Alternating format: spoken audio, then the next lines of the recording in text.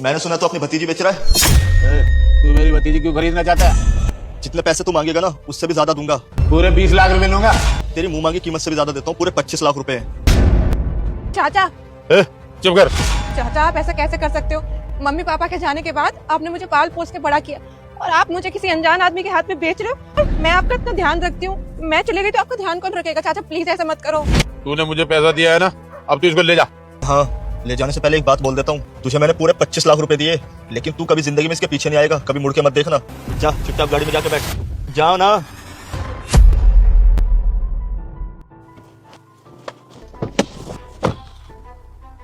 साहब आप हमें कहाँ लेके जा रहे हो?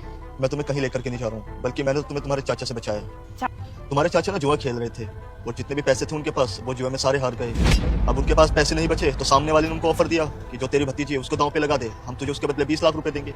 अब तुम्हारे चाचा वो ऑफर सुनकर बहक गए और उन्होंने दांव पर लगा दिया तुम्हें, और वो 20 लाख रुपए भी हार गए। तो बस तुम्हारे चाचा उन्हीं को बेचने वाले थे तुम्हें। वो तो मैं वहां पे खड़ा होकर चाय पी रहा था, जो मैंने सब कुछ सुन लिया। अब ये सब कैसे बर्दाश्त कर सकता हूँ मैं तुम्हें, इसलिए मैं तुम्हें खरीदने आ गया। आप सब कहते थे कि माँ बाप के जाने के बाद ना कोई भी तुम्हारा सगा नहीं होता, लेकिन कभी हमें चाचा को देख के ऐसा लगा ही नहीं। चाचा ना हमसे बहुत प्यार करते थे, लेकिन चाचा ऐसा करेंगे ये हमें उम्मीद नहीं थी। लेकिन आज तो उन्हें अपना चाचा कहते हुए भी हमें शर्म आ रही है। देखो, अगर तुम किसी को पसंद करती हो तो तुम उसके पास जा सकती हो, मुझे कोई इशू नहीं है। बस मेरा काम था तुम्हें उस नरक से निकालना, जो मैंने निकाल दिया। नहीं साहब, मम्मी पापा के जाने के बाद जो कुछ थे चाचा ही थे हमारे, और अब तो चाचा ने भी हमें भेज ही दिया। एक जगह वो हमारे चाचा और एक जगह आप, जो हमारे लिए बिल्कुल अनजान है।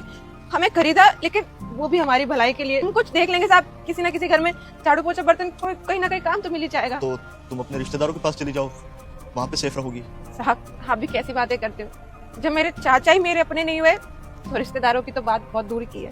और आपको क्या लगता है कि मैं उनके पास चली गई तो वो मुझे अच्छे से रखेंगे, पलकों पे बिठा के रखेंगे? नहीं साहब जी, पहले तो वो 4 खरी खोटी मुझे सुनाएंगे और सारा का सारा इल्जाम मेरे ऊपर लगाएंगे, तब जाके 2 वक्त की रोटी देंगे। कुछ लोग अपने होकर भी साथ नहीं देते और कुछ लोग पराये होकर भी अपनों जैसा काम कर जाते हैं। वीडियो में लड़की के चाचा ने बस कुछ चंद पैसों के लिए लड़की को बेच दिया, पर वहीं एक अनजान ने उस लड़की को बचा लिया। इससे तो अच्छा है ना मैं किसी के यहाँ मेहनत मजदूरी कर लूंगी, कम से कम 2 वक्त की रोटी इज्जत की तो खाऊंगी।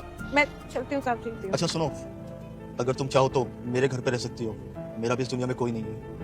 साहब जी मैं कहाँ और आप कहाँ? इतने बड़े लोग। देखिए आप डरिए मत, आप मुझे गलत मत समझिए। मेरे घर में वैसे भी 2-3 रूम खाली ही पड़े रहते हैं, मैं अकेला ही रहता हूँ, तो आप उसमें रह सकती हो। और मैं तो सुबह ही ऑफिस चला जाता हूँ, रात में आता हूँ, तो मेरे पीठ पीछे आप ही को ख्याल रखना उस घर का। तो अगर आप रहना चाहो रह सकती हो, मुझे कोई दिक्कत नहीं है।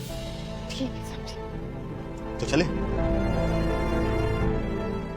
दोस्तों, अगर आपको हमारी वीडियो पसंद आए तो वीडियो को लाइक, कमेंट और हमारे चैनल को सब्सक्राइब जरूर करें।